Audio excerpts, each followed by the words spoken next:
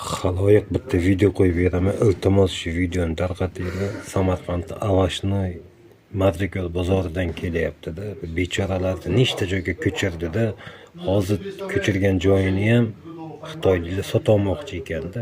Mana o'zim ham o'sha yerga non topib baraka topganman shu Avashnoyda-da. Hozir yana Madrikor bozorida ko'chada qoladi. Madrikor vallar yana mashina urib ketadi bularni. Boradigan joyi yo'q. Mana hozir sharoitini ko'ringlar, qanday zo'r sharoitda yashayapti. Qo'yib beraman, ko'ringlar. Shu videoni tarqatinglar, shu blogerlarga, jurnalistlarga, hokimiyat idoralariga yetib borsin, iltimoslardan bir marta iltimos qilib chiqyapman. Chunki o'zim non topib yegan joyim. Shu borib o'sha yerga bloger, jurnalistlarni nima qilsin, joyiga solsin, nima kerak bu? Shuncha necha ming aholi, necha mingta odam o'sha yerga o'zbeklarimiz non topiydi, kuniydi. Mana ko'ringlar videoni, o'zlaringiz tarqatinglar. Shu videoni blogerlar olib borsin. Avashnoy Samarqand Madrikor bozori sotmoqchilar.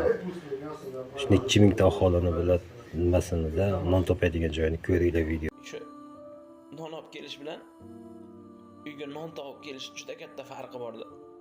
Shu yoshligida non olib kelish uchun do'konga chiqqan bolalar hozir katta bo'lib non topib kelish uchun musofir yurtga ketyapti-da.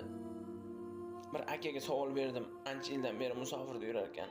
Qancha yildan beri musofirda yurasiz aka? Desam boyagi aka 20 yildan beri borib kelib yuraman deyapti. Qiyin emasmi, qiynalmayapsizmi desam, qiynalyapman dedi. Qiynalayotgan bo'lsangiz uyga qayting.